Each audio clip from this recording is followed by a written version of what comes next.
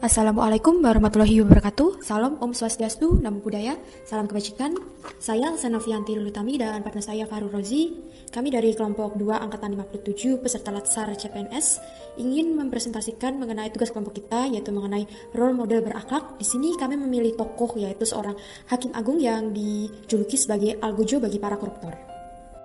Korupsi itu kan kejahatan ekstraordinari, kejahatan luar biasa ya, yang mencuri harta negara, yang itu memiskinkan rakyat gitu.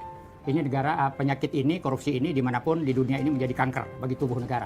Jadi tubuh negara tidak akan pernah sehat kalau di dalamnya itu banyak terjadi korupsi. Jadi untuk itu saya kira hukuman yang paling tepat bagi para koruptor itu adalah ya tentu untuk harus mengembalikan kekayaan negara itu sebanyak-banyaknya. Sebanyak-banyaknya, tidak boleh ada toleransi, harus ada toleransi nol terhadap korupsi itu supaya tubuh negara kita ini menjadi sehat dan tujuan kita bernegara itu menjadi cerah ke depan. Dan kita harus, rakyat Indonesia ini harus punya hak untuk beroptimis untuk menatap masa depannya. Ada yang kenal dengan beliau? Untuk anak hukum, sudah biasa melihat beliau warawiri di sidang perkara korupsi. Namun, bagi sebagian orang belum kenal siapa beliau. Maka dari itu, yuk kita kenalan dulu dengan sosok Hakim Agung yang dijuluki sebagai algojo bagi para terpidana korupsi. Beliau adalah Artidjo Alkostar, lahir di Situbondo 22 Mei 1948. Beliau memulai karir sebagai tenaga pengajar di UII Yogyakarta dan sebagai pengacara publik di LBH Yogyakarta, sebelum akhirnya memutuskan untuk menjadi Hakim Agung di Mahkamah Agung pada tahun 2000. Artidjo dikenal sebagai hakim yang tidak bisa berkompromi jika dihadapkan oleh perkara korupsi, karena tak jarang beliau sering memperberat hukuman bagi para koruptor yang mengajukan kasasi maupun peninjauan kembali ke Mahkamah Agung. Contohnya seperti kasus Angelina Sondak yang hukumannya diperberat menjadi 3 kali lipat dari yang awalnya 4,5 tahun menjadi 12 tahun penjara. Kemudian ada kasus Anas Urbaningrum yang hukumannya diperberat oleh beliau dari 7 tahun menjadi 14 tahun penjara. Para koruptor pun gentar ketika kasus mereka harus diputus oleh sosok algojo bagi mereka. Berikut nilai-nilai berakhlak dari seorang Artidjo Alkostar. Artidjo Alkostar berkarir sebagai Hakim Agung sejak tahun 2000 dan kemudian memutuskan untuk pensiun pada tahun 2018.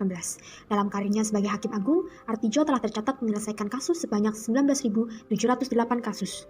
Beliau juga memahami dan memenuhi apa yang dibutuhkan oleh masyarakat, seperti kode orientasi pelayanan yang harus dimiliki oleh aparatur sipil negara.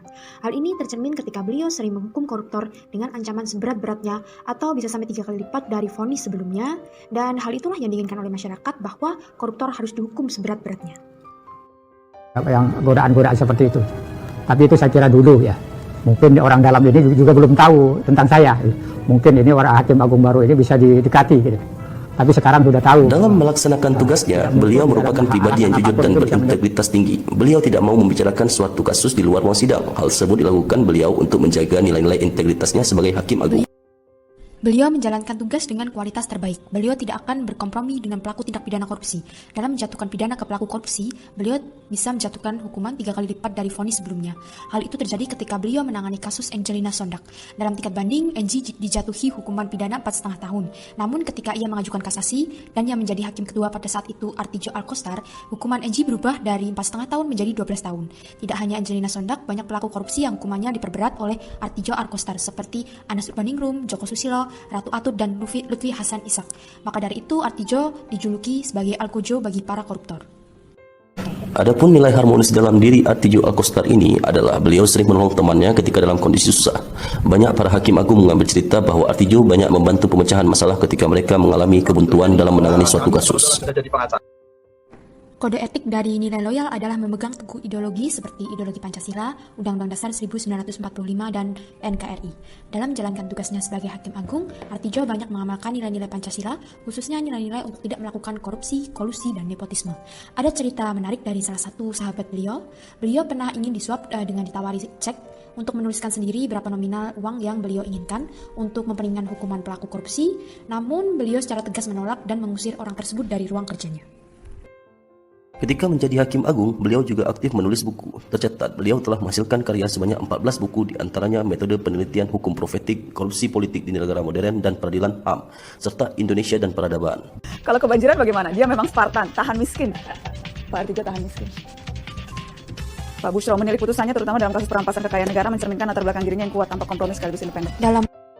Dalam menegakkan hukum, beliau selalu mengajak rekan sejawatnya untuk menegakkan integritasnya sebagai Hakim Agung. 2 tahun sebelum Artidjo pensiun, banyak rekan sejawatnya sama Hakim Agung di Mahkamah Agung yang takut karena di era sekarang sulit menemukan hakim yang sangat mempunyai integritas tinggi dan berani. Dan Artidjo bisa dikatakan sebagai satu-satunya hakim yang berani melipat gandakan hukuman bagi para koruptor. Sekian pemaparan dari kelompok kami. Apabila ada salah-salah kata, mohon dimaafkan. Wassalamualaikum warahmatullahi wabarakatuh. Om Santi Santi Santi Om.